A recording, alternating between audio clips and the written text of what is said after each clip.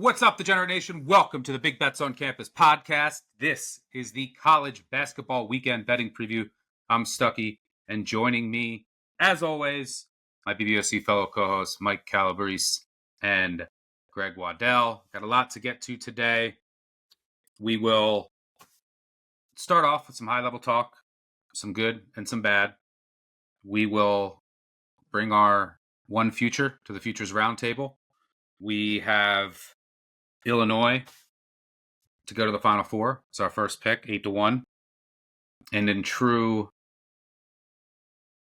podcast and true show form, they lose their next game. I'm going to say that for my rant on USC. Good Lord. And we will add a future. We have a new segment. My guy Tanner McGrath is going to give us insights into the America East. No one follows it closer. So he's going to have a quick segment where he shares his thoughts on Saturday spots for the America East. It's actually something that if you're looking to get into college basketball betting, especially now with all the movement and roster turnover, and you're not doing this full time, you just maybe want to make a little side money and take it a little bit more serious.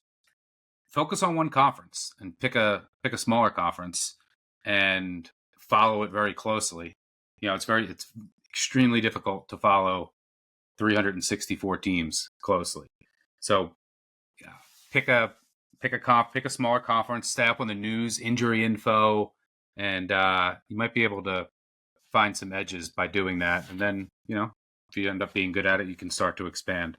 But it's a really good example of it with Tanner and the America East. I could tell you just my best betting conference of all in any college sport has always been MAC college football.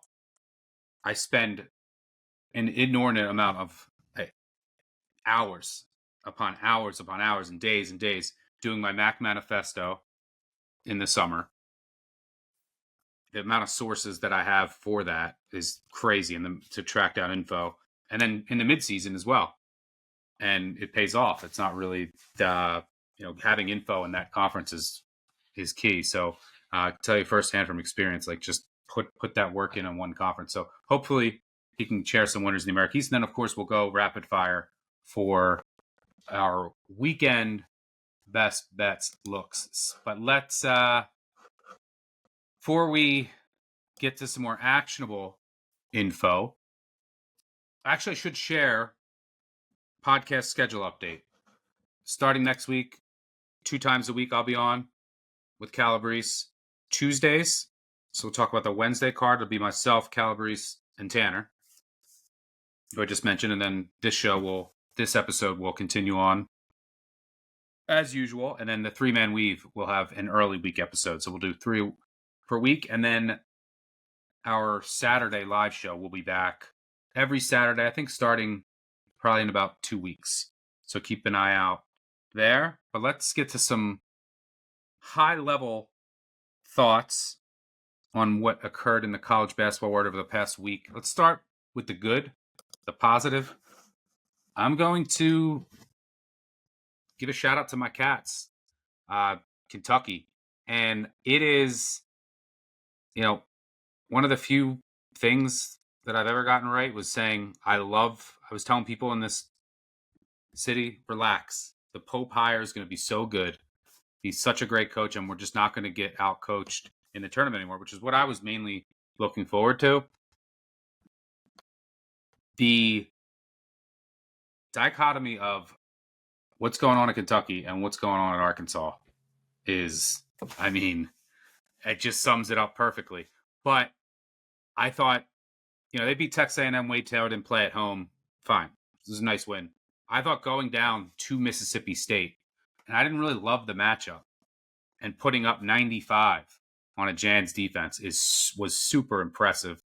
And, they now have a neutral court win over Duke, a semi-road win over Gonzaga, a home win over Florida, road win over Mississippi State, and a home win over Texas A&M in their most recent game. I still think the defense will hold them back from potentially reaching the ultimate summit, of like a potential national title contender. But I'm starting to believe that they could make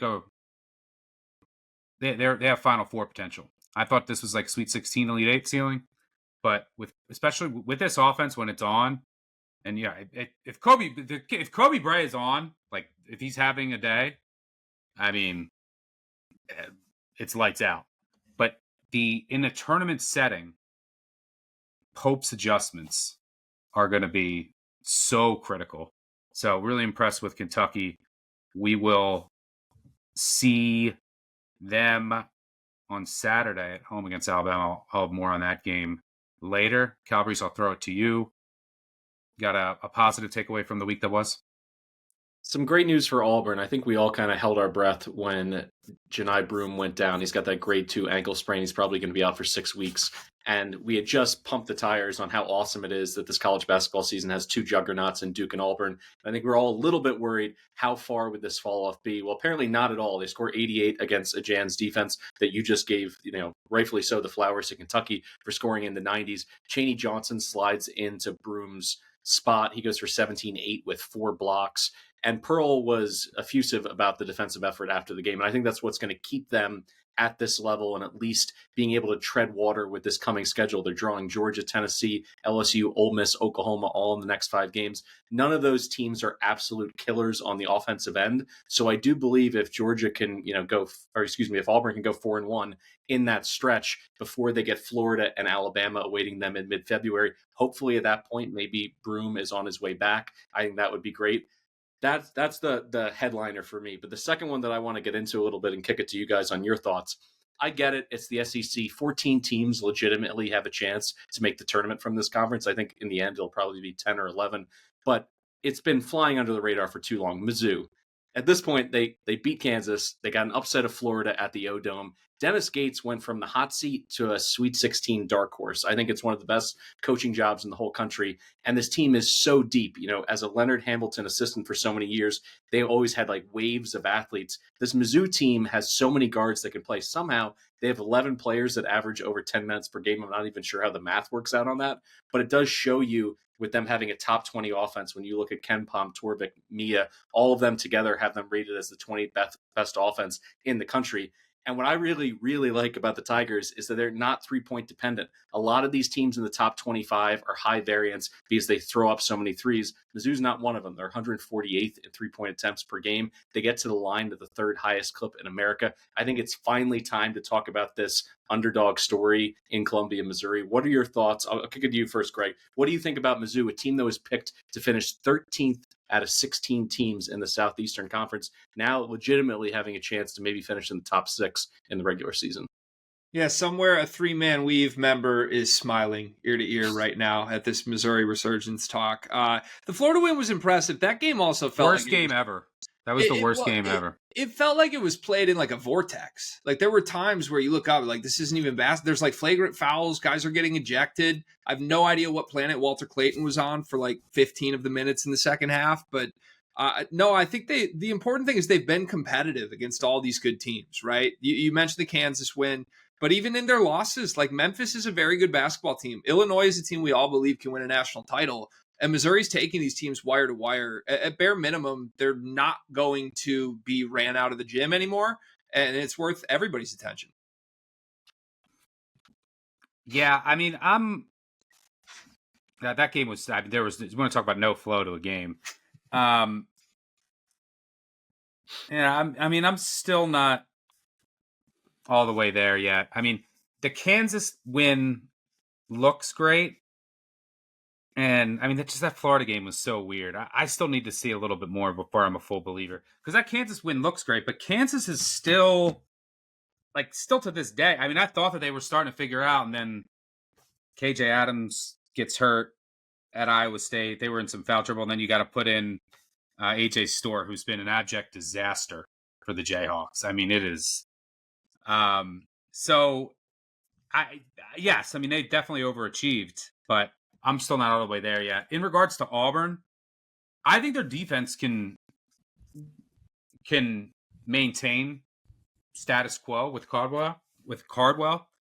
I think that their offense will ultimately suffer a bit without Broom, and then they're rebounding, specifically on the defensive side. That's where I think eventually you'll see a dip.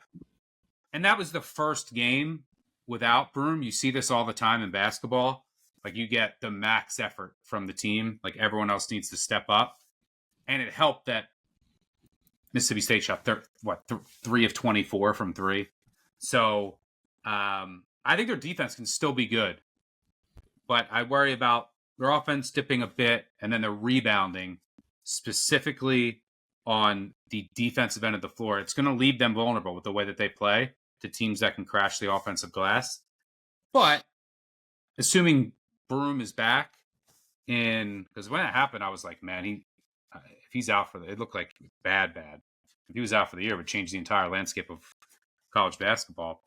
But assuming he comes back in, 4 to 6 weeks, should still be a 1 seed and nothing really will change. But from a game-to-game basis, I think offense and rebounding, that's what I would be most concerned about with Auburn. They're still going to be an elite team, but Broom is obviously extremely impactful. I mean, you talk about historic seasons over the past 20 years, like, based on some metrics, it's like Cooper Flagg is having one, and then like Broom, like, depending on the game for game, like, they're having absolutely historic seasons. Greg, let me throw it to you. The good from this week. This is going to be a theme for me this episode. It's going to come up again later, but I think there's a team that has been playing out of their mind really for the better part of the last month, and nobody's really wanting to give them flowers for understandable reasons. Purdue has really resurged in a way that has gone unnoticed. I mean, they had a home win this past week over Nebraska last weekend. That's a larger margin of victory than any conference win they had with Zach Edey the last 2 years. Then they go on the road to Washington, where nothing is working. I mean, the first 20 minutes of that game, they're down 10. They scored 20 points. I think they were 0 for 6 from 3 at halftime. I mean, they just barely got off the bus on that West Coast trip. They come out the second half, in the first 5 minutes, just blitz them. I mean, they were up double figures, I think, before the second media timeout after being down double figures at half. They've been insane. And I think Edey had such a weight, a gravity to him, right? Both literally and figuratively. But he was so centric to everything they did, and the fouls, and the conversation got so icky around it that we forgot that Braden Smith's like very good. And Trey Kaufman-Renn was a good starter in a horrible fit next to Edey last year. And Fletcher Lawyer hits all these big shots at timely moments like he did last night. But since they changed their starting lineup, they put Caleb first and CJ Cox, a freshman, into the lineup 5 games ago. Since then, they've won 5 straight conference games by double figures. They've covered the spread in all 5 games. Braden Smith is on track to shatter the NCAA's all-time assist record right now. And I don't think anybody views this team as one that's taken not a step forward from last year's team, but certainly from 2 years ago. I mean, their net ranking per KenPom is ahead of where it was when they were the number 1 overall seed in the NCAA tournament 2 seasons ago. So I'm buying some Purdue stock right now. They're not really talked about as a Big Ten favorite. And based on what they've done this past week and the last 3 weeks, I think maybe they should be. Yeah, I do think the lineup changes have had a real positive impact. I'm not quite as bullish as you. I mean, their wins: Toledo, Minnesota, who's bad, Northwestern, it's been disappointing. Rutgers, when Dylan Harper, so they could lottery pick, was out there. I don't even know why he was out there. He was extremely sick. Nebraska, like road Nebraska. By the way, all these games, they're shooting like 45. I mean, I think they went 19 of 33 from 3 against Nebraska, which will happen to the Cornhuskers sometimes. And then Washington is also bad. So I'm not there yet. The thing that I still worry about with them, and Greg, would you still be? I'm worried about just them. Like, I go back to the Penn State game, and like Penn State is a good team, not a great team, but a team that can get up in you and pressure you. Like, I'm just afraid if the first tournament team that they run into that will get up in their shirt and be physical with them, That's what worries me with Purdue. Do you still have that concern? I think here's the counterpoint to that, and it kind of I'll counter sort of your entire reply there. They did it against Ole Miss in a neutral before they made these lineup changes that have clearly really helped them, right? And Ole Miss, That's fair. That was a good result. yeah, they're kind of running through the SEC right now. They're certainly an elite turnover forcing team, so I think they're capable. They're just like every team in the country. I think this year, outside of maybe Duke and full strength Auburn, they are going to be matchup dependent. But I think the reality is teams really have to figure out how to guard Braden Smith, and nobody has. It's the classic thing where, the Robin to a Batman, a lot of people expect a step backwards, at least efficiency-wise, right? When a superstar leaves, he's gotten more efficient in every possible way. He has a better assist rate. He's lowered his turnover rate while his usage has gone through the roof. Like he's just a better player. He's kind of like what best case scenario Tyler Kolek was at Marquette these last couple of years. And maybe it's the beard, but I feel like national perception of him hasn't caught up to that yet. Yeah, the one thing I will say with the Ole Miss games, Ole Miss can't really defend in the post. So, like, they just fed Kaufman around. They don't really have a good post defender. But yeah, your point's well taken. I'm maybe some listeners aren't surprised you didn't mention this other Big Ten team, but another team that's won 10 in a row. And again, you could poke holes at who they played. This can happen in the Big Ten and in the ACC, as opposed to the SEC and to some extent the Big 12. But Michigan State has won 10 in a row. They beat North Carolina in overtime. You're going to see some of the same names I just mentioned: Minnesota, road Nebraska, Oakland, FAU, Western Michigan, Ohio State on the road was a good win. Then there's Washington again, Northwestern, and then they held on to beat Penn State. Are you believing in? I mean, Izzo sounds optimistic. This team is deep. Fiddler's been the Nebraska Omaha transfer. Frankie Fiddler's impressed me. Are you buying any stock? Because we mentioned Big Ten. We talked about the Big Ten last week, and these things can change. They're fluid. We said we think it's clear two at the top: Illinois and Michigan. Greg, I'll start with you. Are you now putting Purdue right there? Are you also considering Michigan State, or are they still a step below? I am. I think there's four teams. Analytically, they're all close, right? Depending on where you're looking, you can find believers, Torvik, Evan Mia, Ken Pom, that'll rearrange these. But the consensus is they're all somewhere between 8th and 15th nationally. That feels about right. Like, I don't know that there's a 1 or a 2 seed even in this league. Maybe one team will run through it and win it and earn it. But I think they're all very interchangeable. The thing for me, Illinois and Michigan have the highest ceiling, clearly. I mean, we've seen Illinois go on the road and beat top 25 teams, hang 110 on them.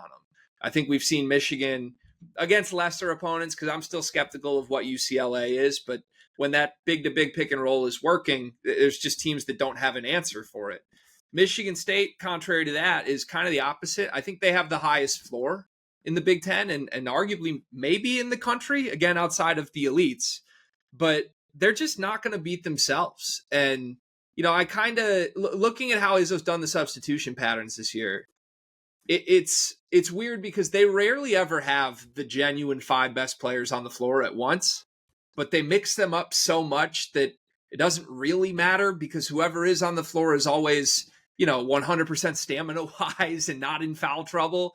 So it's kind of a prime Izzo team in that regard. But as you mentioned, I'm waiting to see the results against Illinois, because Michigan State may not lose a game all season to a team they just are flat out better than personnel-wise. I would argue they're 0-2 against teams that just have better players. I mean, they didn't have an answer for PJ Haggerty, and they didn't have an answer for Kansas, especially inside in that game. And there aren't many in the Big Ten, but I think Illinois, Purdue, and Michigan probably qualify. And outside of this Illinois game, I mean, Michigan State's schedule is backloaded. They've got 2 against Michigan, 2nd against Illinois, and their only contest with Purdue, all from February 15th through the end of the season. It's kind of crazy.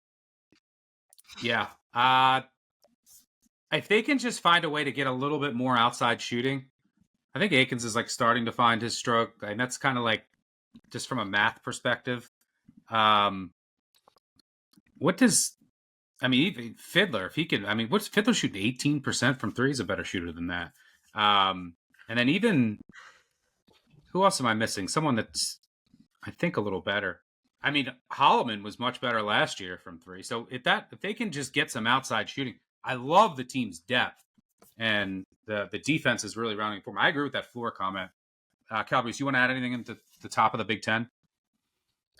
No, I still think this sentiment that Greg was just sharing, where it's like, are we going to get to March and there's not necessarily a clear 1 or 2 seed out of this conference? That's okay. That doesn't necessarily mean that there's not going to be multiple teams that have Elite Eight ceilings. I think Maryland is still one of those teams I'm enamored by because of their inside-outside game with Gillespie and Queen, but they have to be able to put it together through the gauntlet through January and February to kind of prove it to me, particularly when your best player is 18 years old. But yeah, in terms of the overall top teams, Michigan State, this is kind of quintessential Izzo to me. And I love that you talked about substitution patterns, because I agree, where there's a lot of teams, particularly from a live betting perspective, where I'm watching, and if somebody gets into foul trouble or someone comes out cold, their offense runs through them either as a playmaker or as a shooter, then I have a feel about when to fade them. Michigan State is not one of those teams. They're just this kind of amoeba that just, moves and kind of facilitates offense through different people depending on their defense, the defense that they're facing. And that's a good thing. I think that does give them stability throughout this year. That's just kind of the way I'm feeling about them right now. Yeah, Maryland is interesting. A team that could improve even more as the season goes on. I just need to see them do it against a team with a pulse away from home. I know if you look, the Purdue game, they were right there. The Marquette game at home, they were right there. But, the loss at Washington doesn't look great. They were right there at Oregon, too, so they're close. But, if you look at their wins, like, what is their win that you're like, oh, wow, this was a great win? I want to see them get that first before I fully buy in to Maryland. They go to Illinois in a week or so. Queen is doing what 18-year-olds do, which is he's had a couple games that are just total head scratchers in terms of the box score, and then he's taken over at other points. That's generally, the old school mentality where it's like you can't really necessarily build yourself around someone who's that light on experience, because you need to be able to, particularly as a big, handle foul trouble. How do you stay on the floor and still remain effective? And then in terms of their game planning, when the offense isn't running through him, is he able to impact the game in other ways? I think those are legitimate questions for the Terps. All right, let's turn to the negative. Let's go to our rant of the week. I will kick things off first. I'm going to go Texas Tech. But the spot taxes in college basketball this year are getting so insane. I bet Texas Tech a pick. And yeah, I'd pick money line, even money. It got out to like 3.5, 4. These spots are insane. It's like as if there's an injury every time. I mention this all the time. It's making like my edges are so much smaller than they used to be on these spots, and you got to get them early, and then you can't bet as much early without getting the assistance of others.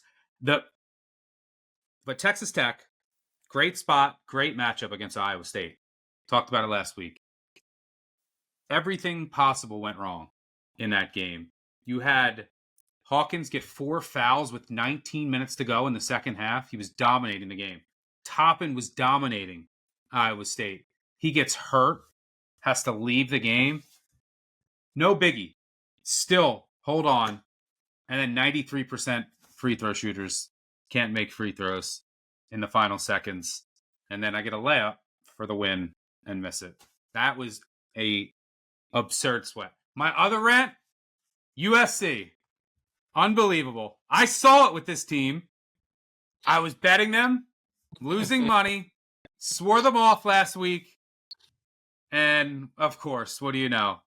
They win at Illinois. I know Illinois was out without their best player. Still a great win. And then they put up 99 on Iowa.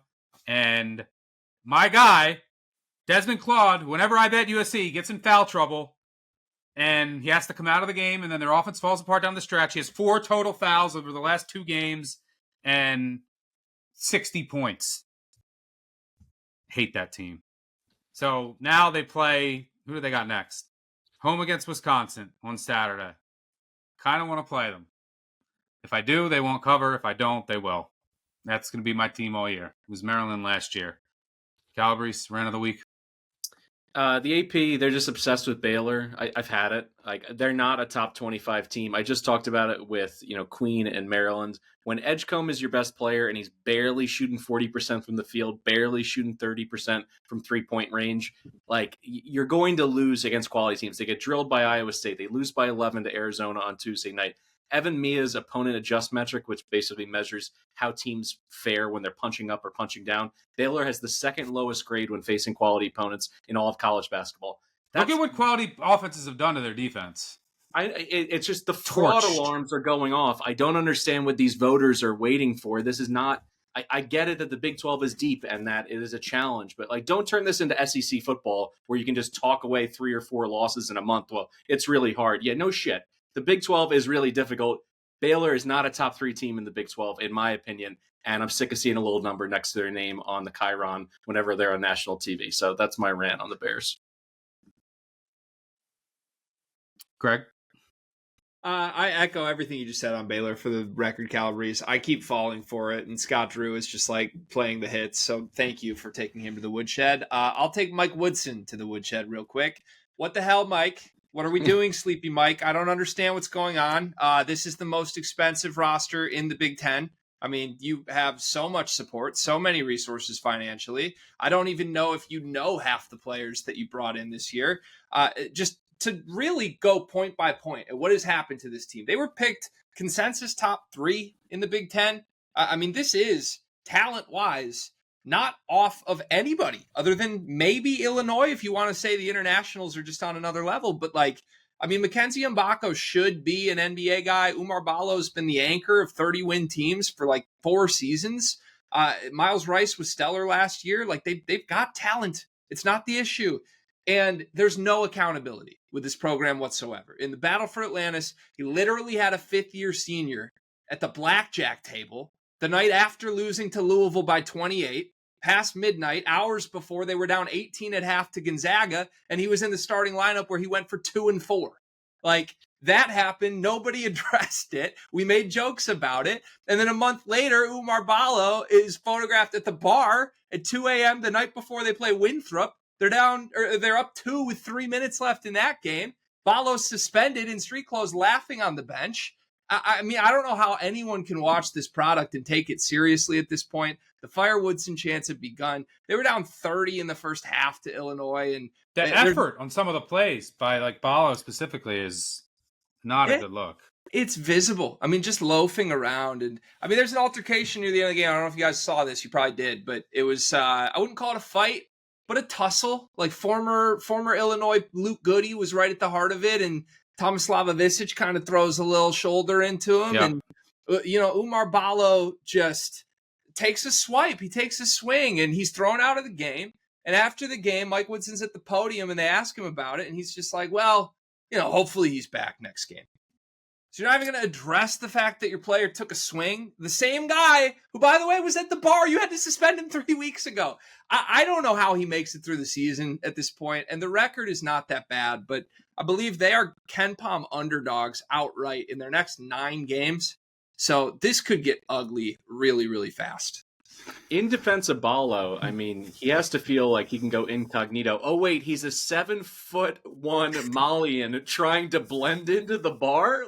What is going through your mind? You're not like a D3 baseball player just pulling the hat down I'll just have a couple whiskeys neat and get out of here. No, he's a 7-footer walking around the bar. Of course he gets spotted. That's just hilarious to me that didn't cross his mind that he might get in trouble. By the way, Baylor against top 50 teams this year, 2-5. Just the defensive efficiency, 181st in the country. Pile it on. I love it. Gross. All right. Yeah, Indiana is a mess. I think I saw today on a sports book, they were... Let me see if I think they were plus 275 to make the tourney. That's where you're at. No is minus 395. That's where Indiana's at right now. All right. It's time for our futures roundtable. When do you think Woodson makes it through the year? I mean, he's got to go in the next Like, Does he have an onerous buyout? Is there any issue there? I don't know. I don't. It's not big. It's not big. There's Like, don't you just try to save this season? Like, because you got to go like on a run now. Like, yeah. I think. Well, here's make the an assistant the interim, and I don't know. Here's the fear, boys. Though, if you do that, isn't there a chance you get Chris Holtmann to Jake Dieblard? Like, what if an interim comes in and makes the tournament with this roster? You probably want to sit back and wait for your own version of Mark Pope. Yeah, that's fair. I think the biggest, the telling thing is, I think like the last, I don't even know the number, but I think I saw like 80. Maybe it was like the last 30 or 40, whatever the number was. It was a big number of the last top 100 guard recruits that Indiana offered. All said no. Like, that should tell you all you need to know. It's sad. Indiana can't get them both right. They got their football up a little bit, and their basketball back down. All right, let's get to our futures roundtable. So far, we have Illinois 8-1 to make the Final Four, which I love. I think that they can play with anybody, assuming they're healthy, which you have to assume in the tournament. And I think they're only going to get better as the season progresses. All right, so I'll start things off. If you're new here to the podcast, we each will have one future a week from now until the conference tournament weekend, the first week of conference tournaments. Probably have like 7 or 8, I think. What is it, January? Yeah, probably end up with 7 or 8. So if you're new, we'll each bring one, we'll make our case, and then we all vote. At the same time, we'll hold up a finger for which one we vote for. If it's a tie, I have seniority, so I'll break the tie. Can't vote for your own. I'm stubborn. I'm going back to my Aggies of Texas A&M. They're still 15-1. They lost 2 games because Wade Taylor's out. I'm hearing it's not long term, and I don't need. What else do I need to say about this? I think they're well coached. They have an identity. They don't need to make shots, but I think they have a little higher ceiling than last year. More experience than last year. Their defense is better than last year. I think their interior play is better than last year. And they're going to get to the line. They're going to get 1 million offensive rebounds. Like, misses are fine. Whatever, if they make threes, it's just found money. And the way that they play defense, they're going to make you uncomfortable. You're going to have to shoot threes. They'll shoot threes. They don't care if they miss them. You're going to shoot threes, and you might care, and you're going to do that in a neutral venue in the tournament. Wade Taylor's a stud. I love the addition of Phelps. I think that this team can make a run. So Texas A&M 15-1. Reason I want to buy this now, I think Taylor should be coming back soon. He was jumping all around the bench. They got at Ole Miss will be a tough game, but they're home against LSU. And you look at the stretch, because you don't get many friendly stretches in the SEC. After that, it's Texas, Oklahoma, South Carolina, Missouri, Georgia, Arkansas. Yeah. Later in the year, it's going to get tough. They have a tough stretch. It's Tennessee, Vandy, Florida, Auburn. That's all the way towards the end of the year. There's a good chance Taylor comes back here. They get hot, and this comes down. So I think it's a good buy point. I love this team. Aggies 15-1 to make the Final Four. Calabrese, what are you bringing? Well, real quick, I agree with you in terms of the schedule right now. I do think they're going to lose on the road at Ole Miss in this next game, but then I can see. But I don't think that'll hurt their odds. They lost at Kentucky, right? So I want to just wait one more loss, perhaps, and see if I can get that just a tick higher, and then I'm pretty much with you, because I could see them reeling off 4 or 5 in a row. Get Wade Taylor back in the mix. Certainly have one of those games where it just clicks from 3-point range and they make 12 and they boat race somebody, and then all of a sudden I think public perception is going to flip. I'm going to stick in the SEC. You got to remember, last year they dealt with a ton of injuries. Defense wasn't as good. They put up 95. I know it was in overtime in Houston, and lost in overtime to Houston in the second round. This team is better than that team, and if they make threes, like they legitimately. The best team in college basketball is Texas A&M when they're red hot from 3. Now, it happens once a year, but that's when That's it. That's the best team in college basketball. Texas A&M red hot from 3 once a year.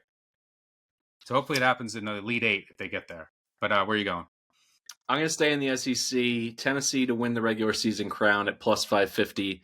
This is the upside down for me this season. I like Iowa State. What is going on? You're pimping your boy right now, Rick Barnes. Barnes. Yeah. So listen, they got an elite defense. They've proven their ceiling on the road. They win at Illinois. I know that Lanier isn't Connect, but I don't think I need him to be. He's popped enough against quality opponents that I trust he can be the offensive engine and at least go for 20 or 25 in certain spots during this SEC run. And playing at the Summit is no picnic for anybody. Widely regarded as one of the best home court advantages in the sport. And this schedule sets up, I think there's a major inflection point coming on January 25th at Auburn. No Broom. He's certainly going to be out as he's recovering from this ankle injury. If they go ahead and win that, all of a sudden, I think it's a lot closer to a 50-50, 60-40 race between them and Auburn for the regular season title down the stretch. And I think at this number, at close to 6-1, I think this is enough value for me to get in on the balls. Certainly getting bombed by Florida at the O-Dome. Didn't love to see that they had no fight in that game, but I think that has impacted. I mean, they started 1 of 25 from 3. Like that's just exactly. You're gonna, just like A&M could be the best team in the country if they knock down 75% of their threes. No one's winning if they shoot that poorly on the road. So I think that the public's moved too far away from the Vols, and the defense is the thing that I think will carry them through this gauntlet, for 2 months in the SEC. And like I said, the Broom injury, yes, they looked really good in game 1, but I agree with you, Stuck. Everybody, is trying to put together their best game of the entire season in his absence. How do they do that for a month straight? We'll see if the Tigers can actually perform at that level. And I have a lot of respect for Bruce Pearl, but I think this number is ripe to get in on the Vols. Yeah, the schedule does break right the rest of the way. I mean, like, at Vandy, home against Miss State, then you get Auburn without Byrne on the road, home against Kentucky, home against Florida for that revenge, home against Missouri, you're at Oklahoma, at Kentucky, home against Vandy, at A&M, at LSU, home against Bama, at Ole Miss, home against South Carolina. So yeah, as far as SEC schedules are concerned, the rest of the way, not bad, especially for when you got Auburn. I don't know. I think that there's some value in that number. I still don't trust the offense. Like on a nightly basis, I think they're going to trip up in a couple spots in the SEC because I just don't know if Lanier. I mean, he's already hit kind of a wall here. Like I was surprised how well he was playing against Texas. What did he have? 10 points against Georgia. He had 5. He's 1 of 9, 2 of 6 from 3. The rest of the team can't really shoot. So I just worry about their offense. They're going to get offensive rebounds. Their defense is going to show up, but they're going to be in some ugly games. And I think they might take a couple losses, but I don't hate the look. Greg? All right, so I'm going to propose something incredibly long shot-y, and because of that, I first feel the need to play devil's advocate to both of you real quick. Lanier's in a huge slump. That scares me with Tennessee, and I know that Connect also hit a slump in the middle of last season, but his slump came against Cupcakes in the non-conference. It was injury enforced, and when he was back, he was back. Lanier's has coincided directly with SEC play beginning. I mean, I got to conference play. He's seeing better defenses, and he is shook to the point that Barnes has to beg him to shoot. It's not passing the eye test for me. I like Tennessee long-term if he can figure it out. I'm just not confident he will. And then Wade Taylor's injury scares me right now. I mean, that's the thing. I know if he's healthy, which he will be by March, they can win from anywhere. But I'd like to see them get a seed line that makes me feel more confident in that. And if he's going to be out indefinitely, I don't know if he's back this week or what, but it seems like a mysterious thing going on there. They're not the same with Zurich Phelps. They're just not. So hopefully that soured you at least a tiny 1% bit to take me seriously on this. I'm looking at the Wooden Award, boys. Cooper Flagg is currently minus 600 to win this award for good reason. Janai Broom is out, and Cooper Flagg has been stellar. But that's absurd in the middle of January for that to happen to a Duke team that if anything goes wrong, the narrative is going to flip completely. And they're already losing some key pieces to injury. You look at the ACC standings, they're 7-0, but there's more teams with just one loss, a third of the way through the season than expected.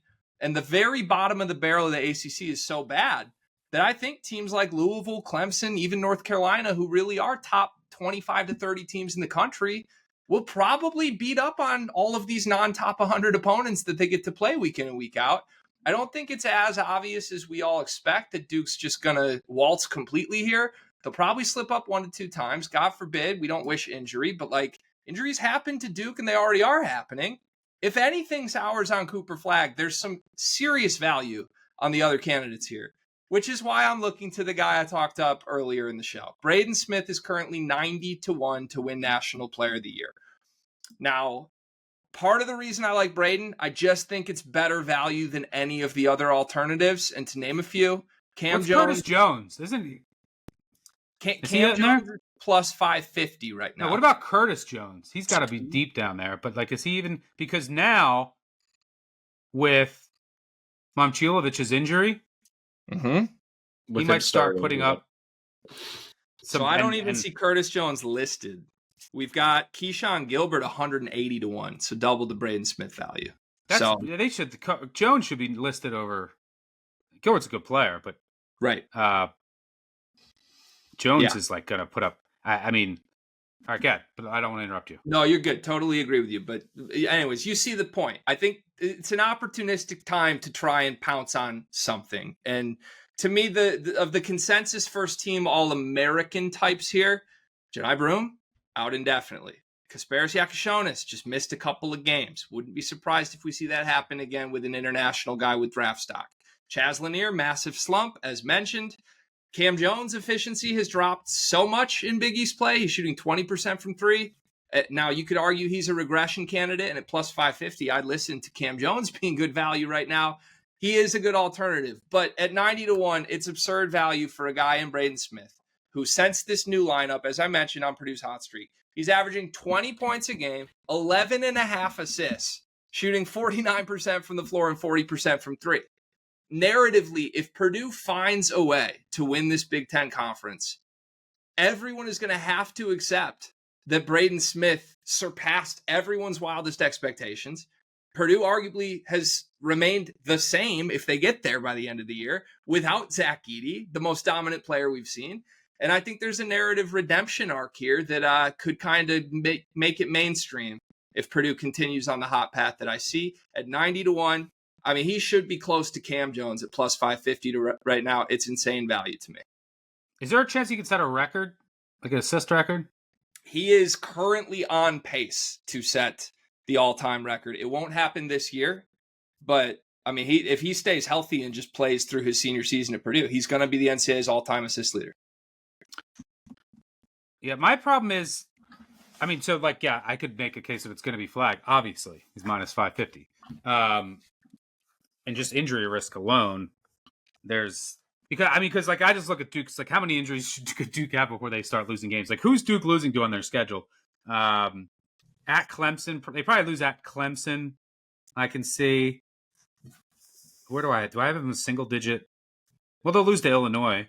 I shouldn't say they'll lose to Illinois. They could lose to Illinois. That's on a neutral. And then they're at North Carolina. Man. Yeah, the ACC is so bad. What do I have them? I have them like minus. Oh my God, BC is a disaster. What do I have this projected at? Good Lord. Yeah, so obviously Flagg is the deserved favorite. So I could see it. I guess my counter would be is like people hate Purdue for some reason. And like they just do. They just hate Purdue players. I think they hated Edey. Because they hated Edey. People are discovering they like this Purdue team largely because Braden's fun. They just haven't watched enough of it yet. And when they play Illinois, do they have enough marquee games that I'm worried about? Sure. Like that they're going to be like, oh wow, look at this huge win. Like no one cares at 9, 11 at night we're watching, but that he torched Washington in the second half. Like no one's going to watch that Oregon game. I mean, we will, but normal people. Like that stuff does kind of matter, right? I mean, the Michigan game's on national TV in West Lafayette on a Friday night. That's an opportunity. At Michigan State on a Tuesday night, that's not the best. But I mean, it does end the regular season at Illinois. If Illinois, keeps Yaki Chonas healthy, that's a big one. If he has a huge day, like I'm just thinking of the narrative, how it plays out. I don't hate it. Say he punks Kasparis, final night of the regular season to win the Big Ten title. And as I brought up, 2 episodes ago, Greg, the last 10 Wooden Award winners have all come from a 1, 2, or 3 seed in March Madness. So if he puts the team on his back, wins the Big Ten regular season title, it doesn't even matter what he does in the postseason tournament, because a regular season title, I think, is going to lock them into a top 3 seed, if not a top 2.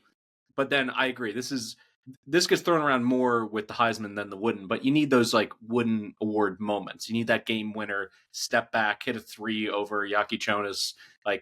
Those would go a long way. But at 90-1, I won't go as far as saying he should be in the Cam Jones neighborhood. 90-1, there's 150 to 1 at FanDuel. That's unbelievable. It's truly unbelievable. He should be 20 He's to 1. He's the same price as Dylan Harper, who's not going to make the tournament and has missed. Right. Let me see who else is up here. And by the way, while we're speaking of moments, Derek Queen, your boy, is 250 to 1. The way the season ended last year, just a reminder, Purdue at Illinois and Champaign, Braden Smith step back jumper over Terrence Shannon Jr. to win the league. I'm with you. You don't need to twist my arm any further. And Boogie Flan, 250 to 1. Some of these are ridiculous. Who's betting Boogie Flan to win Wooden Award? Who should be up here though I'm dead serious. Is Curtis Jones? I bet he's I bet he's top 5 on. Do you know that Ken Palm Player of the Year? Let me see what he is. Yeah. Smith is 5th. Let me see. Curtis Jones is 9th. Darian Williams is 10th. Graham Ike is 8th. PJ Haggard, he's having a hell of a year. He's 7th. Javon Small, who's been ridiculous for West Virginia, is 6th. Braden Smith's 5th. Cam Jones is 4th. Hunter Dickinson is 3rd. That surprises me. Broom is 2nd. Flag is 1st. Yeah, I could see it. It should be on there, though. Wade Taylor. Wade Taylor's on here. I'd be pitching that. All right. Let's vote. 1 for Texas A&M. 2 for Tennessee. 3 for Braden Smith. All right. 3, 2, 1. We're going with you, Greg. Let's go. We'll have our one couch bet. Our couch bet. Don't put a ton on it. If you want to just throw a little, I'm not sure you can bet a ton on it anyway. Just know, the reason I did this is I'm not betting that Tennessee offense. And Wade Taylor, I want you to watch him come back. And then next week, I can make my case again. All right. So get ready for Texas A&M next week. Eventually, I'll get them.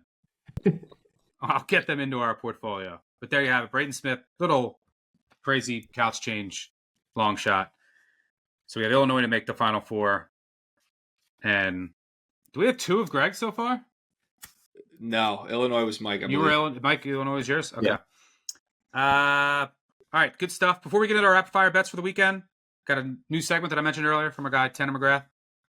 His America East Conference takes for Saturday and this weekend. Thanks, boys. If you don't know me, I'm Tanner McGrath. I cover college hoops here. I am a Southern Vermont native, originally from Manchester, and a Catamount super fan. By following the Cats, I became an America East fanatic, and I've somehow convinced Matt Mitchell to let me cover the league as in-depth as possible for the Big Bets on Campus podcast, and I'm going to do just that every week for the remainder of the season. So that said, some overarching thoughts as we enter the second week of conference play. I'm recording this just after Maine took down NJIT for its 3rd straight win on Thursday afternoon. So heading into the Thursday night slate, we've got Maine is 3-1, Bryant's 2-0, Vermont and Lowell are 2-1, everyone else is 1-1 or 1-2, except for NJIT, which is 0-3. Quick note on Vermont, because everyone wants to hear about the Catamounts when it comes to the America East. The offense is a mess. Nobody progressed as an offensive perimeter threat, so defenses just sag down on them and force everything over the top, which they can't do without the injured TJ Long. His absence has been massive, and there's no timetable for a return. What you will see from Vermont in the coming weeks is a shift from their formerly passive two-way scheme into a more aggressive one, because Becker knows he cannot win playing his typical ball without Long. I've seen more 2-3 zone looks. I've seen more ball pressure. I've seen more turnovers into runouts, and I've seen more crashing the offensive glass. The problem is their biggest advantage over the past few years has been their elite transition denial, which makes all the fast-paced teams in the league uncomfortable. Now they're pressing more, and that puts them into more up-tempo game scripts, which makes a team like Bryant way more comfortable, which is why the Bulldogs handed the Catamounts their first 20-point conference loss since 2005. So, moving on to the Saturday spots. Vermont gets the off day this Saturday with 9 conference teams. They play 4 games each on Thursdays and Saturdays with rotating off days. Lowell got the off day on Thursday. So let's start there. Lowell visits Bryant on extra rest in the biggest game of the Saturday slate, 4 p.m. Eastern. Lowell is still the class of the league to me. They've looked a little disjointed over the past 2 games, and their defense is a mess, and they have a huge turnover problem and a huge rebounding problem. But they are so dynamic on offense. The flex motion brutalizes the rim. Max Brooks is playing like the best player in the conference. Somerville gives them a true perimeter presence as a maestro ball screen operator. And if Caleb Murphy could get back on the court to replace the underwhelming Quincy Clark at the point, watch out. In this specific matchup, the Bryant offense is so much better with Rafael Pinzon back because their attack offense needs his spacing to be effective. And theoretically, Bryant's offense matches up awesome here because they can dominate in transition, dominate in isolation, rip apart the rim, eat on the offensive glass, and eat in the mid-range against Lowell's lackadaisical and ineffective drop. But I still have so many questions about the Bryant's offensive execution and efficiency. They spend way too often just sprinting into the middle of the floor and pulling up. And I don't know if that'll be enough to keep up with Lowell's uber-efficient offense. The matchup will likely come down to which version of Bryant's defense we get. They do a lot of rim funneling and paint swarming, using their unmatched wing athleticism at all 5 spots to block everything at the rim. But the defense regressed heavily in the non-con, and while they seem to have self-corrected, they played Vermont and Maine, who didn't test their interior rotations as much as Lowell will. I gotta lean Lowell here to bounce back off a couple of strange offensive performances with the extra rest and prep time. Second, I'm absolutely betting UMBC at home against Maine, 3 p.m. Eastern on Saturday. Maine is due for a crazy amount of shooting regression on offense, and they're hitting everything from 3 that cannot continue. And once that regression hits, opposing defenses will be able to sag down on the ball screen motion and turn the 2025 Bears into the 2024 Bears, which was just Kellentine's dribbling off screens into crowded lanes for 20 seconds at a time and then pulling up for mid-range 2s. I think we're going to see a few more 55-point Maine clunkers in the near future. I fully expect to see that regression hit hard against UMBC. Jim Ferry's team is small, and they cannot defend the rim, so they have leaned entirely into viciously denying 3-point attempts. They rank second nationally in 3-point rate allowed, and they're awesome on their closeouts. You cannot get a 3 off against them. On the other end of the court, Maine's defense is awesome, but that's because they play aggressive and extended on the perimeter while mixing in a lot of 2-3 press-happy zone looks, which leaves the interior more open. The emergence of Bryce Johnson, though, for UMBC has made the Retrievers the best interior offense in the league because they just play rim attack and drive and kick basketball with like 6 awesome off-the-bounce guards, plus the undersized paint-scoring forward Josh Adunmu. They never turn the ball over. They're the best press and zone offense in the league, and so they should be able to slice through Maine's overextended traps and just brutalize them at the rim. Love UMBC on Saturday.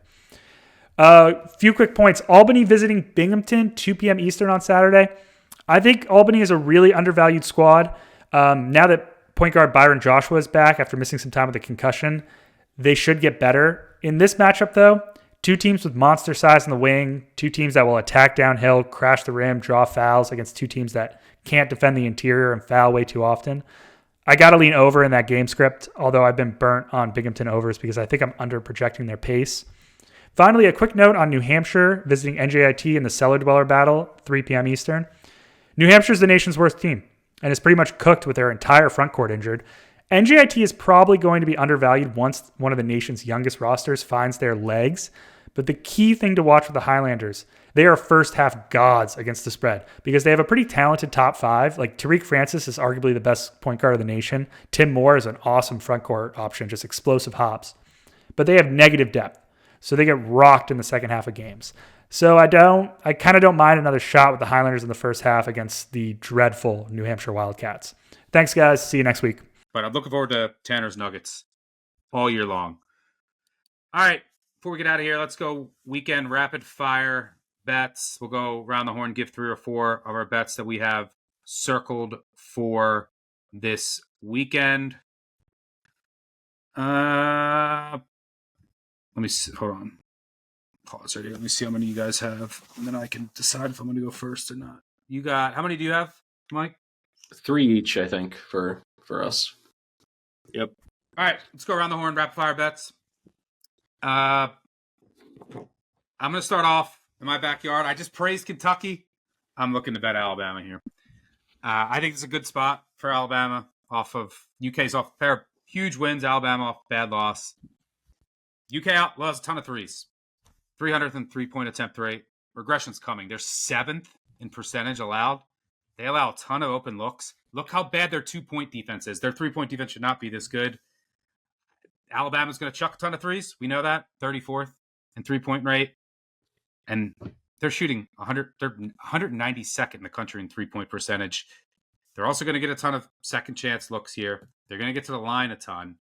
And, I mean, their offense ranks 3rd in 2-point percentage. That spells trouble for UK. I mean, their defense just has so many issues. Their 2-point defense in league play, 62.4% they're allowing. That's dead last in the conference. I do think this defense has issues. I think Alabama can take advantage. The Alabama offense is elite, especially when the threes are falling. I think they may here. The one area of weakness is turnovers. We saw that in their last game. UK won't really exploit that. They're 325th in the country in forcing turnovers, so I don't think that Alabama is going to lose too many possessions here. On the other side of the ball, Alabama excels at limiting the three. That's important against Kentucky. You just can't let them get red hot from deep. They also won't get killed on the offensive glass here or with free throw attempts, which can happen. And, UK doesn't turn it over. Well, one of Alabama's weaknesses on defense is they don't turn it over, so that doesn't really matter in this matchup. So I think it's a good spot, good matchup. Let's see. What do I think? Will this be a spot where the market taxes it? I don't know.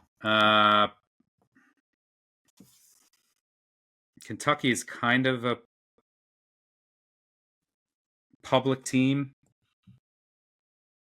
I mean, I want Alabama dog any number is basically what I'm looking for. I think they win the game. But I would love to get 2 or 3. But we'll see. But Alabama, I think it's a good spot, good matchup. Greg, you agree there? It's a great spot. Yeah. The Kentucky defense has a lot of, paper mache numbers to it, right? Like, just when is it going to melt? And I think they're going to see some of the best team. I know they're a big game team, clearly. I mean, 5-0 against top 20 opponents? That can't last forever here. If it does, Mark Pope deserves a statue after year 1. But bounce back for Bama, Mark Sears. I'm totally with you, Stuck. Yep. But if they do well, we'll talk about this. We'll talk about that last week. Greg, I'll go to you first. What do you got?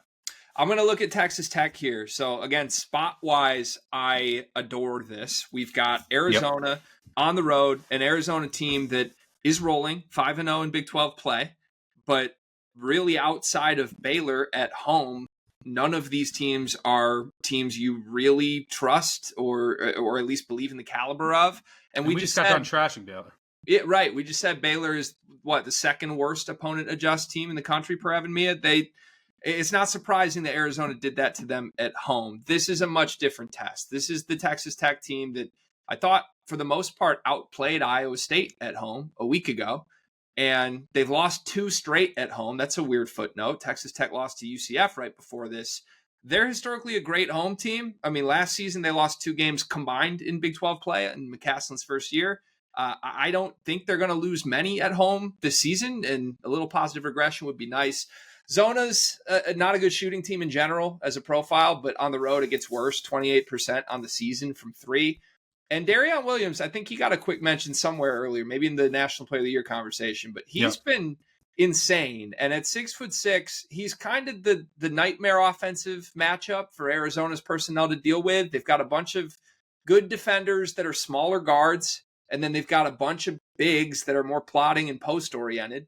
They kind of have to stick Del Orso on him, who's been in the starting lineup since this resurgence. But Del Orso's just a shooter. I really don't trust him defensively at all. I think you're going to see maybe Jaden Bradley, even Caleb Love, get some try and deal with Darian Williams moments in this game, and they're not big enough to do that. So give me Texas Tech in a big response game for them to win comfortably as people start to re-question what this Arizona team is. Yeah, I had this circle too. This would have been one of mine. What does Arizona do well under Lloyd? Get out in transition, and they want to get to the rim. They're, Arizona's 7th in near proximity attempt rate.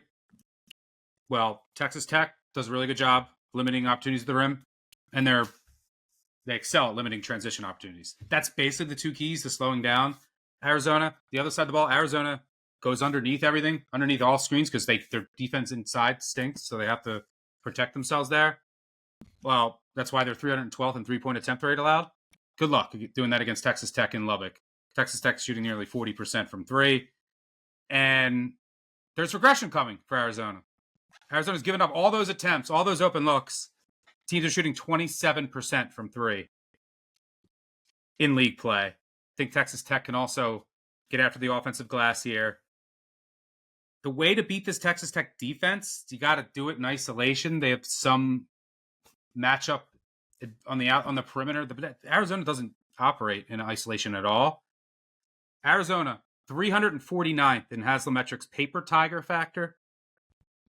Easy Big 12 schedule so far. 318th away from home per Haslametrics. And I think Texas Tech is still undervalued in the market because they weren't at full strength. They were missing Toppin. The only thing, and last week they should have beat Iowa State. They would have gotten a big boost. That was just Hawkins in foul trouble and Toppin getting hurt. The only thing I'll mention is that Toppin was sick and he couldn't play.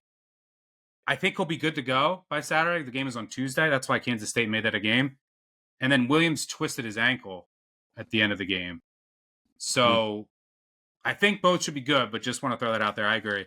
Spot, matchup, boom, both good. Calabrese, what do you got? I'm going to start on Friday night in the Big East. We got DePaul at Georgetown. Any number under 11, I'm going to lay it with the Hoyas here. DePaul just had their shot at a season-defining win against Marquette. They come up short at home in overtime. They hung around because they made almost 40% of their threes. Isaiah Rivera went absolutely ballistic off the bench. He was hitting contested threes, almost helped them climb back from a 10-point hole in overtime by just bombing away. Now I think the bottom is going to fall out, this long road trip for the Blue Demons. They basically failed to beat anybody who's had a pulse this entire season. And that Marquette win, I think, is going to suppress this line a little bit, which, at least by my numbers, should be closer to 14. Georgetown's really going to be able to hurt them on the offensive glass in this game. Thomas Sorber is due for a bounce-back game as well. He only put up 4 shot attempts against St. John's. And DePaul, you have to keep in mind, they're one of the smallest. Did he leave the game with an injury? Was he okay? I think he came back. Yeah, according to at least the beat reporters, he's going to be fine coming back in this game. That is something, obviously, to monitor. A lot of it is just kind of anecdotal notes, but just make sure that he's a go here, because if he is in the front court with Fielder, they're both over 6'10". They're going to go against a DePaul, front court that they don't have anybody over 6'8". They're one of the smallest teams at the 5 in the Big East. And when you look at, Georgetown, not only are those 2 front court guys, they also got Peavy, who's a volume scorer at 6'8". So not quite a John Thompson-esque kind of bully ball kind of Georgetown team, but they can really get to them on the offensive glass in this game. And I think that prevents them not covering this game because, they have a rough shooting night. I think even if they shoot 30% from 3, they're going to be able to cover a double-digit number here against a DePaul team that I've been eager to fade whenever they play somebody inside the top 150 in KenPom, whatever ranking you're looking at. They built themselves up on a lot of easy wins. They started, I believe, 7-0 for the first time in 5 years, but they were all tin cans that they were knocking down. I think this is when the rubber hits the road for them in the Big East. Good stuff there. Do you want to catch a falling knife? Arkansas. Let's do it. Come on. I love a good falling knife. I think Arkansas, I mean... I take it back. I don't want to catch this falling knife. No thanks. So bored. They've lost 4 straight. This is pretty as close to a must-win as you can get. Missouri's coming off that huge win at Florida, so I think the spot is good. It's one of the best resume wins of the season. Arkansas has flaws, but they've also been 3-point variance in league play. I mean, they're shooting 26% in SEC play, and they're allowing 36%. That's going to lose you games, and it's probably not going to persist because they have the conference's best 2-point defense, and it's even better with Adu back in the lineup. Missouri defense still has issues when it's not forcing turnovers, which is tougher to do against Arkansas. You're going to probably see some zone here. Arkansas has some decent numbers against zone. Missouri has a couple guys that are shooting way over their head if you look at their historical numbers from three. So there could be some regression there. What I found interesting, though, is like Calipari, he'll find this. He's not a great coach, but he's good at he eventually just has to find the lineup that works. And he hinted at using this lineup more in this game, in his presser. Wagner, Adu, Diarra, Brazil, and Fland. I think and if you go to like Evan Mia, that's the number one. They've only used it on like 60 possessions this year, but that's the number one most efficient lineup that they have.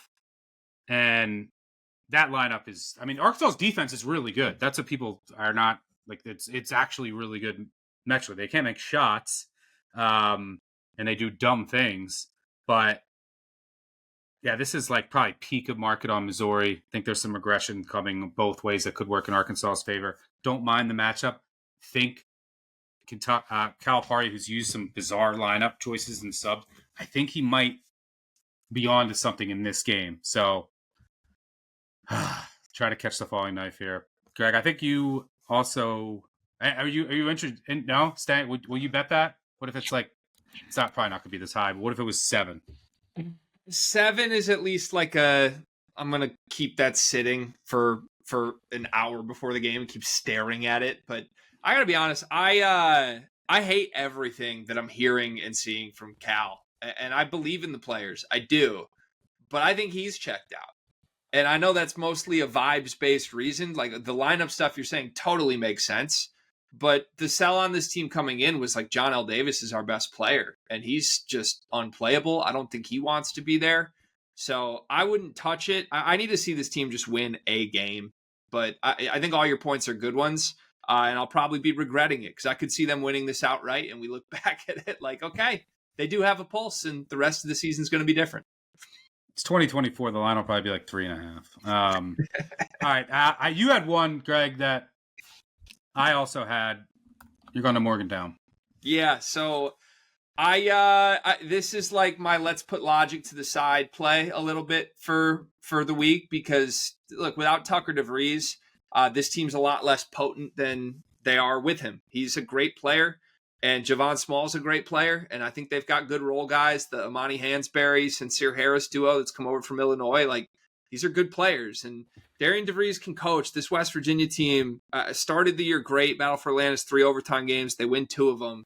They kind of do have a little bit of a giant slayer energy to them. And here they are. The giant in the sport right now with Broom hurt is probably Iowa State. I mean, talk about a letdown spot. You just smoked Bill Self. Beat them for the 3rd straight year at home, and you're probably thinking you're waltzing into a West Virginia team in Morgantown that, Houston just handled easily. Iowa State's as good as Houston. They do a lot of the same things, right?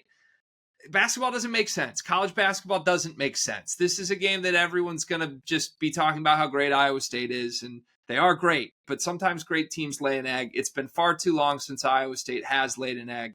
And spot bets have been dangerous looking through Otz's teams the last couple of years. Now, you can probably find a spot for any coach, any program in the country where, okay, they slipped up. But there's 2 specific ones that do come to mind for me. In 2023, they had this big, oh my God, they're here, Iowa State moment where they beat Texas. Next game, they go on the road to Oklahoma State, who was awful that year, and they lose outright.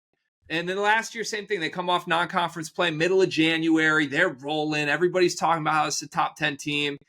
They lose outright to Oklahoma, who was 46th in KenPom, the game before they're supposed to go play Houston. I just do worry a little bit, especially without Momcilovic. We keep talking how great Curtis Jones is. He is fantastic. I think he's shooting like 60% from 3 in his last 4 games. That can't last forever.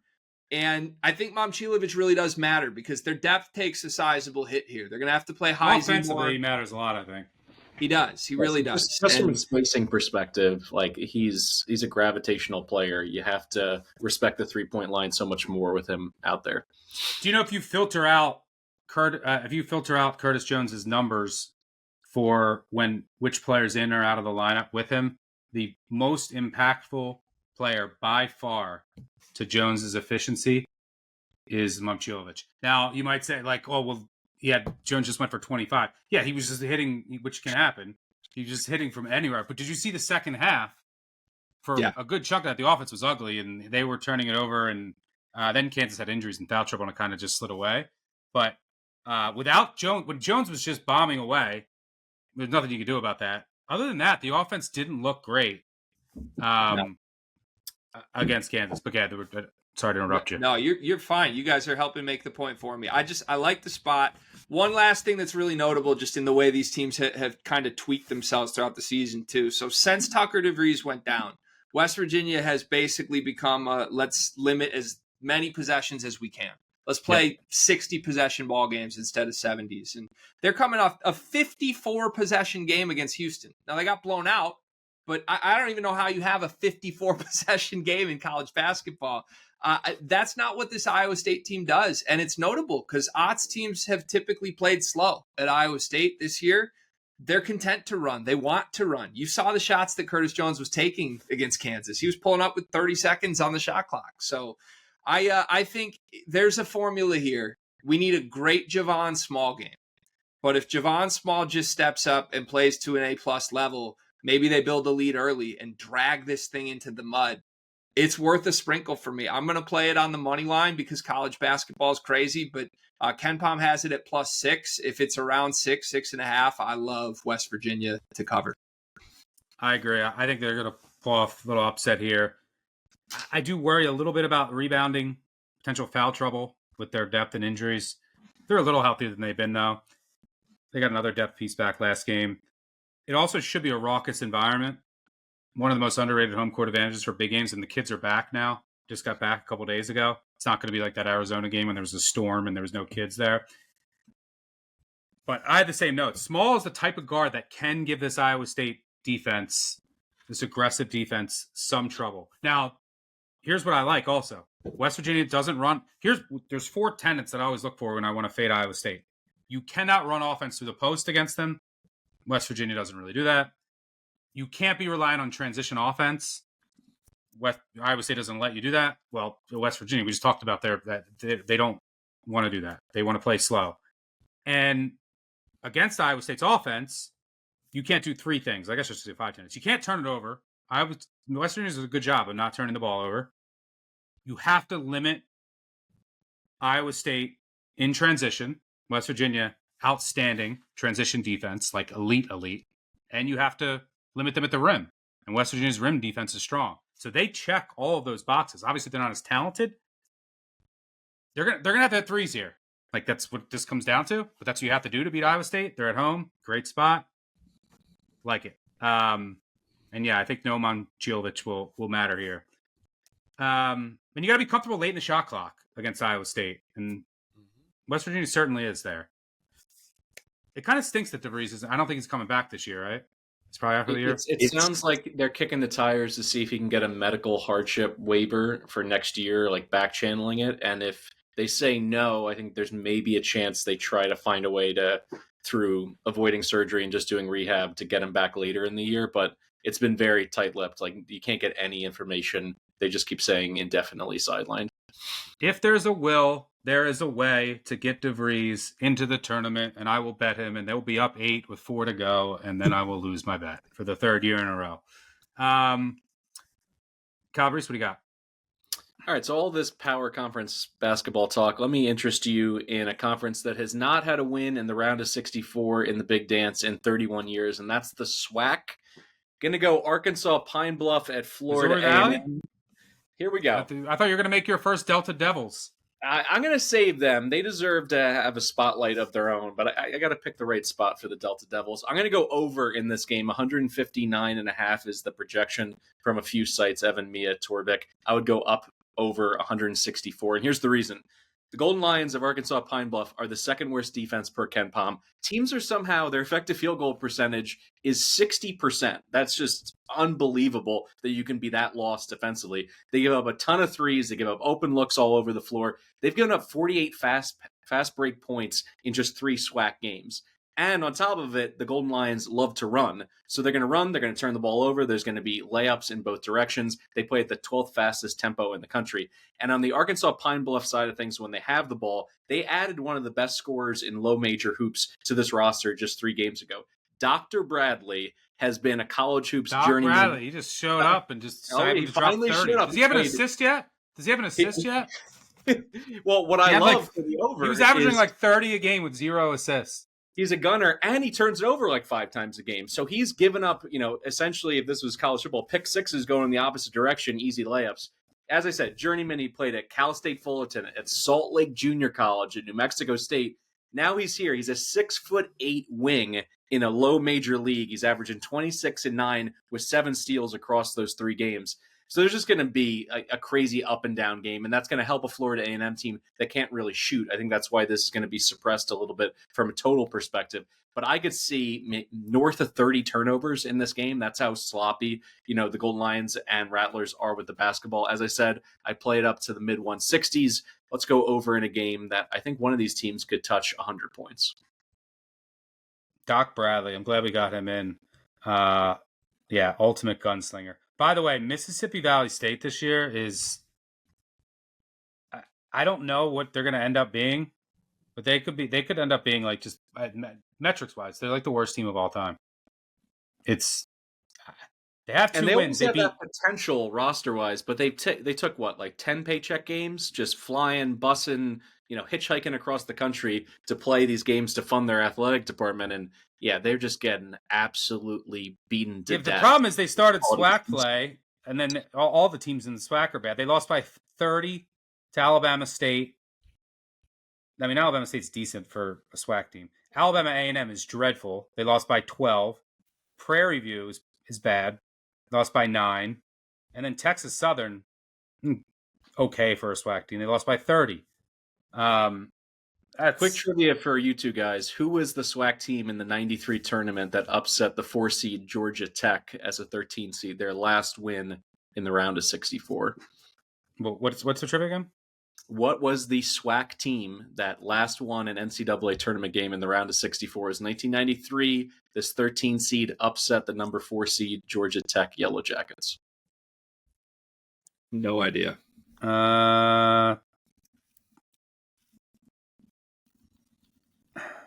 My hint would be, I think they... don't give me a hint yet. I mean, my first... I don't want to hint. I don't want to hint yet. My first thought was Texas Southern, but...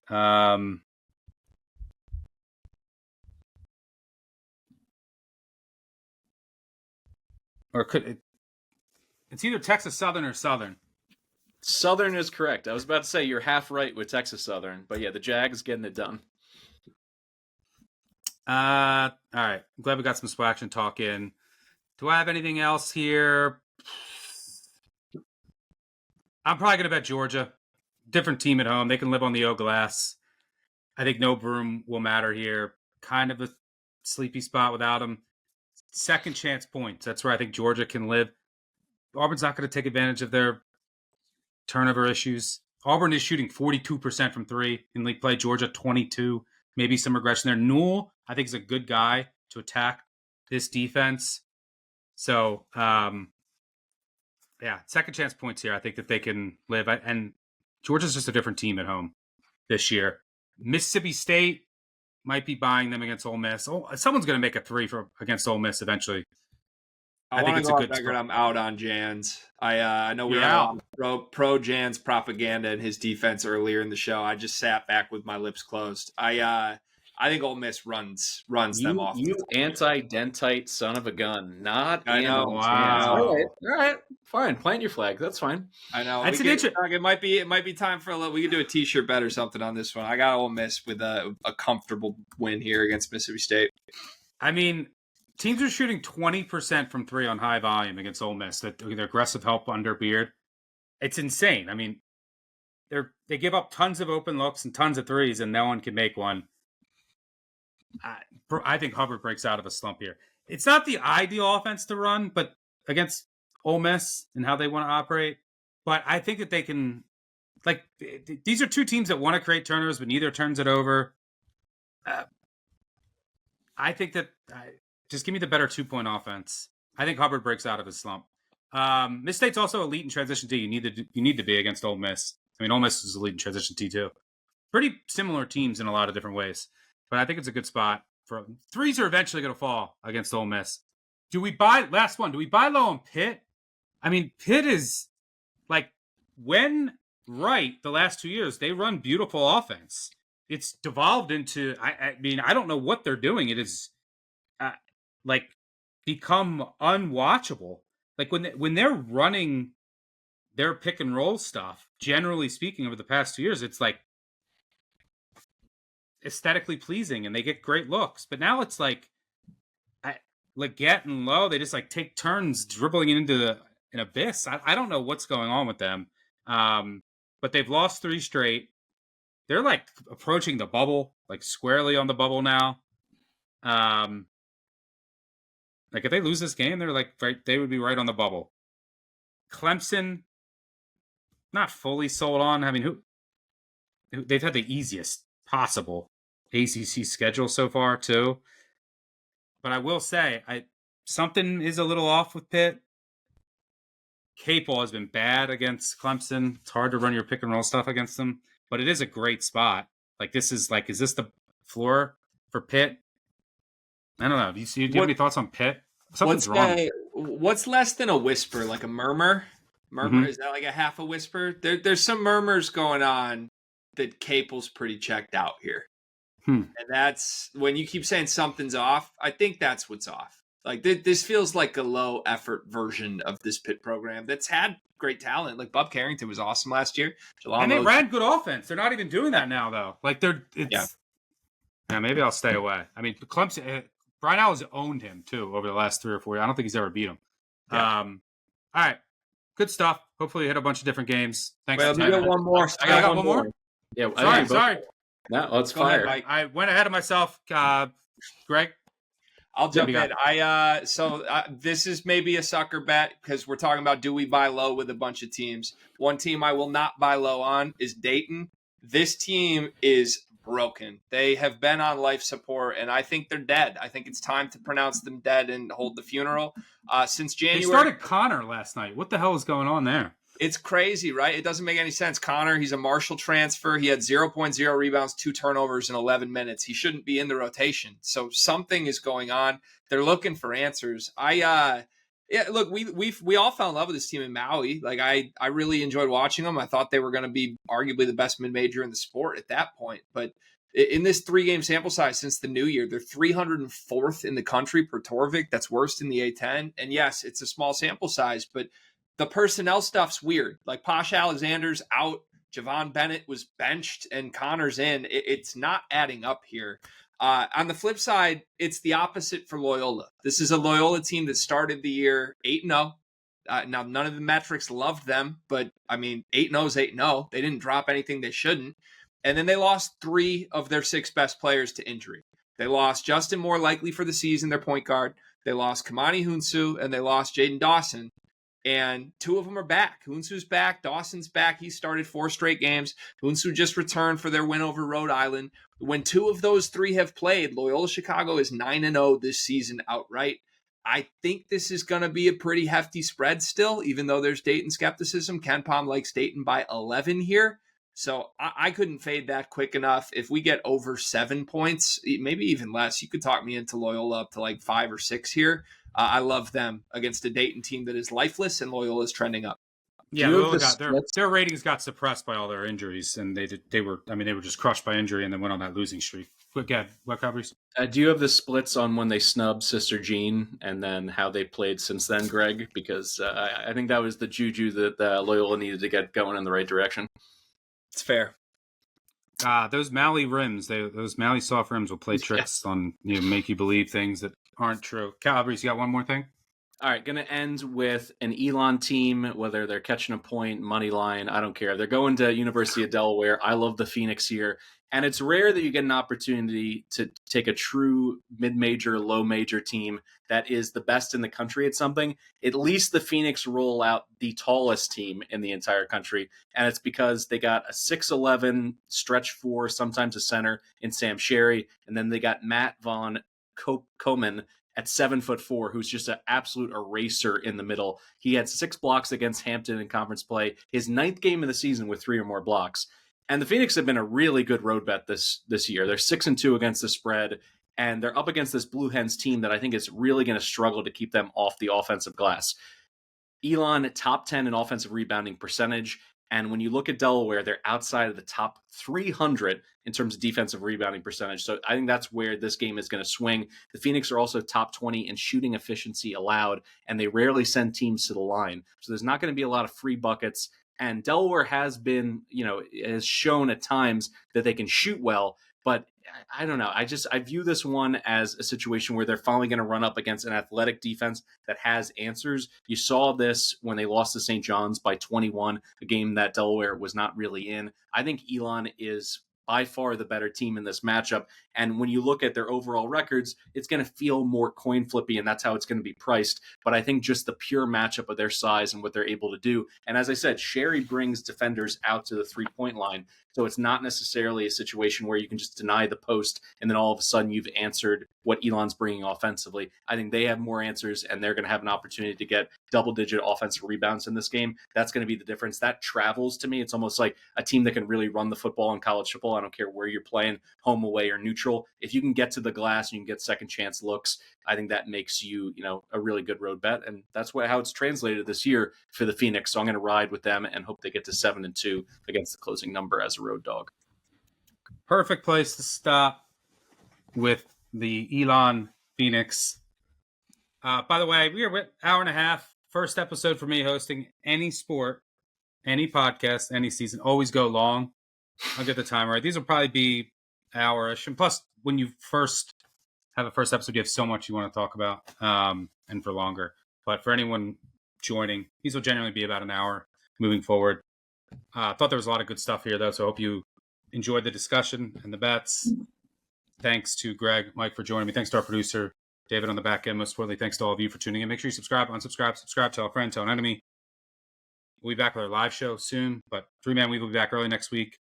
Mike, Tanner, myself will be back Tuesday, and then we'll do this all again next Thursday. Thanks again to Tanner for his America East tidbits as well. Good luck this weekend. Enjoy all of the college basketball action. Catch you all next week. Cheers.